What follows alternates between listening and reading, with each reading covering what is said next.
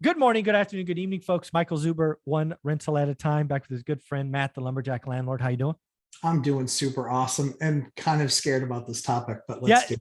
it's funny because I mentioned on the daily financial news, I think it was Sunday, it might have been Saturday, that I had just filled up my car in California, right? We're crazy Yes. high.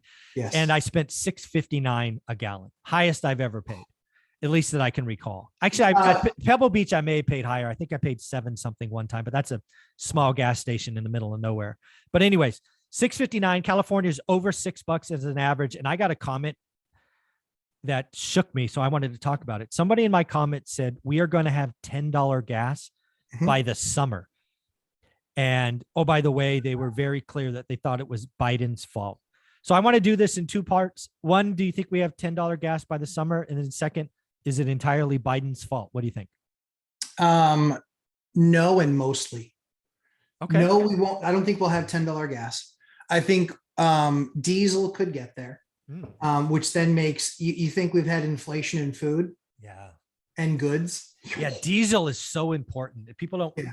we, we think about unleaded or super unleaded because that's what we put in our car, but diesel, that's what the backbone of the country is on, right? That's what goes in all these I trucks. have diesel stuff, so yeah, yeah, it's expensive, and it's Mike. It's somebody ran out of home heating oil, and so I couldn't get them. I couldn't get an emergency delivery.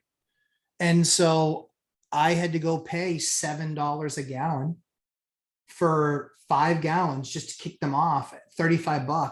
Mm, And it was like $35. Like that used to cost me $10 to fill that can. wow. $10, now 35. So my bigger concern is I'm trying to look into the future because home heating oil is very big here in the Northeast. Okay. And so right now, if I call and try and get my summer delivery, so everyone starts off the season ready to go. Yeah. Topped off. Okay. Yeah. Yep. 275-gallon tank times 659. Oh my God. That's a big number. And it Yeah. used to be what? It used to be two something. I never bought diesel. Yeah. So I Yeah. don't It know. used to be a little bit over $2. Okay. And then Yeah. when it goes into heating season, usually it's like $3. Okay. All right. So I think so let me back in. So I don't think we're going to get there. Diesel might. My concern is continuing to access our emergency reserve in order to just keep price down. It bothers me because we created the emergency. So on the Biden question, I'll kind of roll backwards, Okay. which is he told the industry the day that he took office and then signed executive orders to make sure to shut things down for oil and gas. Mm-hmm.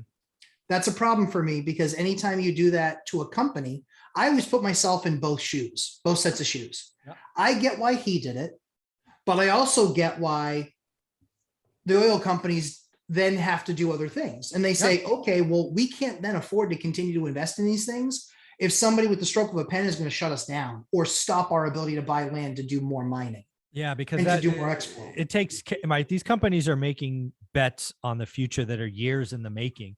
Five at least. And again, they're putting hundreds, if not tens to hundreds of millions of dollars Correct. outlay for future expectations. Correct. And if they've been told either clearly or via whispers that we're going to shut you off, they're not going to invest. So right. I guess that makes perfect sense. So my dad is in energy, was in energy for 35 years, retired. He knows a bunch of people that basically moved from here out to the Dakotas when it was booming. And shale, right, was in the Dakota. Yes, exactly, and also XL pipeline from Canada. Okay, I didn't know. From Canada as well. So a lot of pipeline workers. So what was very interesting is they said when that pipeline was put to a stop, it was silly because they were 8 months away from completing it, and it was 100 million barrels a day, I think was the number. It was a massive, massive number. So my concern is that that's a big part of Canada's economy. They're taking that oil and they're now shipping it to China.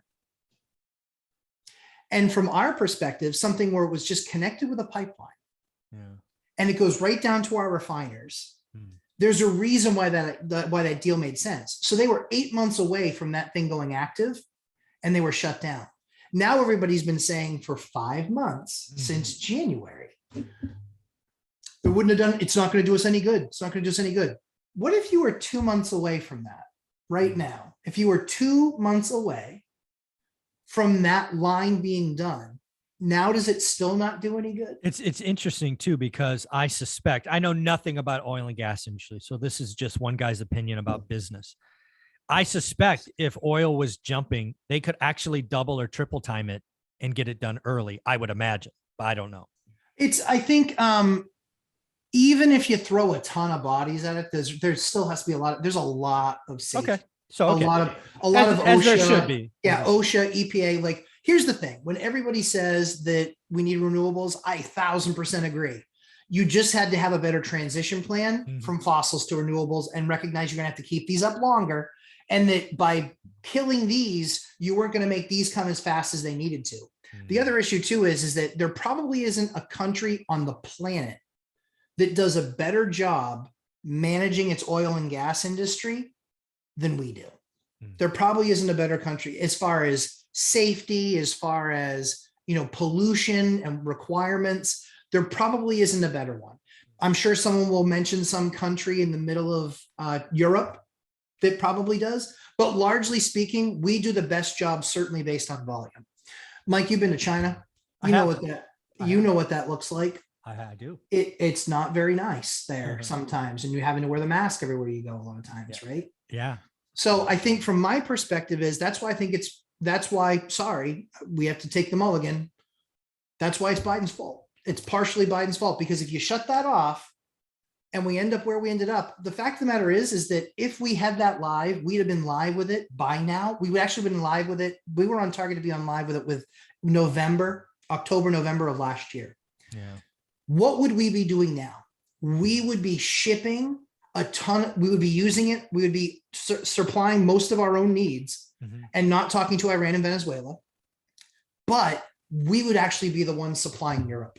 We would be giving Europe a bunch of gas, so they could have said no to Russian gas or Russian oil. They could have said no to Russian oil 2 months ago and made it much more difficult on Putin much faster. Yeah. So I'm going to kind of take these two topics as well, right? $10 gas by the summer. I would argue that we're already in the summer. Typically speaking, Memorial Day is the kickoff to summer. Yep. So again, like earlier video, there's a lot of talk about things happening suddenly.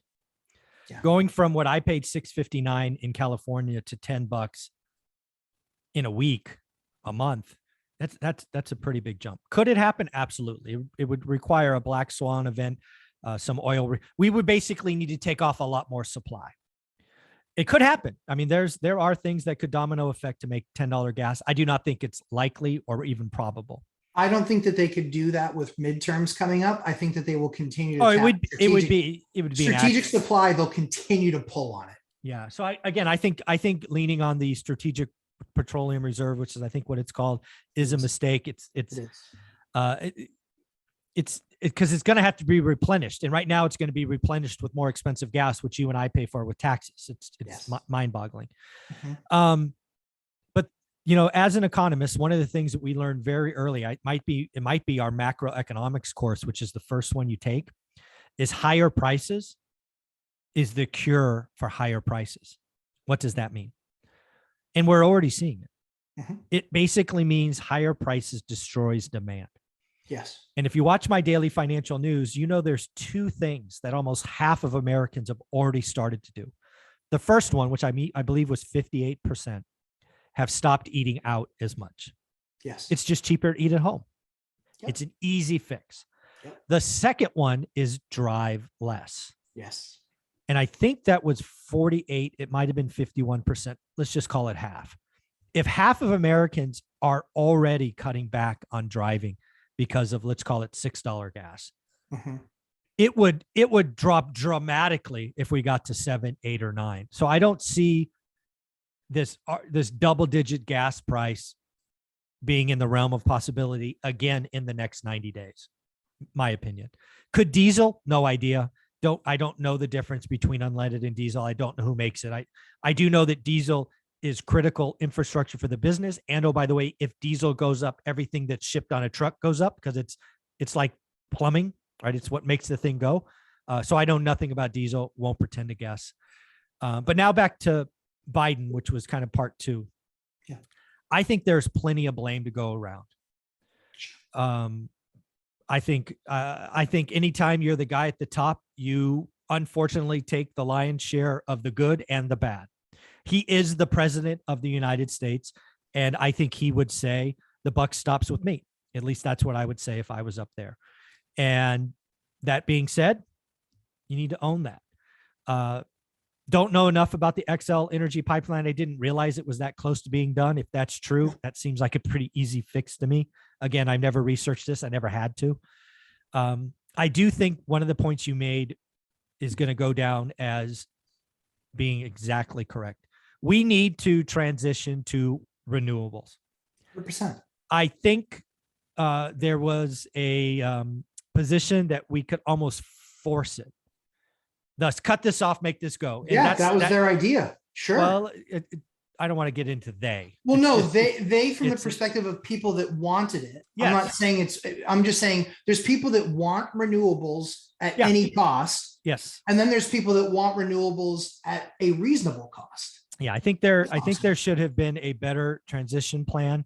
I think anytime you tell a for-profit entity, which again, oil and gas companies are for profit. Yes. Let's not forget they have shareholders. Sure. Yes. That your $100 million investment that is supposed to pay off in 5 years may not pay off. Yes. They're not going to spend the $100 million, folks. They're going to buy back shares or do something else with that capital. So I think there were some bad chess moves. Yes.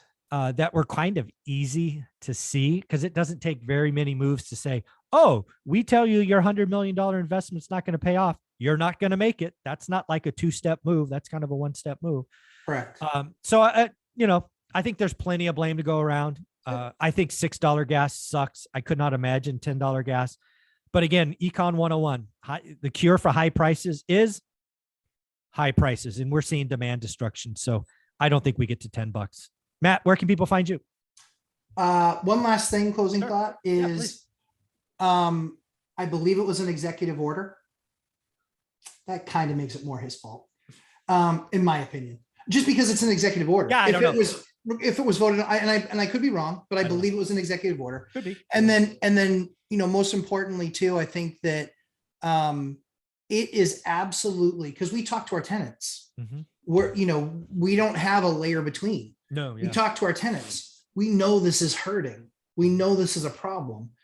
I'm not this attuned guy that's everything is, reading about it. I'm involved. I'm talking to tenants. They're just like, we literally told them, we're like, listen, you left with this much. We recognize the price is what the price is. I mean, but we're having to work with them and just say, what do we do? Like we do ones where we actually top off the tank. I'm having to tell people it's $1,800 out of their security deposit. I don't. Because you deliver it full, they have to. I deliver it full. They're supposed to fill it back. Wow. And like this is eating, and like that's not a fun position to be in. And it's not unfair. It is what it is. Timing sucks. But I gotta have a tank, so we're trying to just figure out how we work that out with people. But yeah, it's a challenge. But yeah, Lumberjack Landlord on YouTube and on Instagram, and then also live stream Sundays at 11:30 a.m. Eastern time. Awesome, man. Thanks again. Thanks, Mike.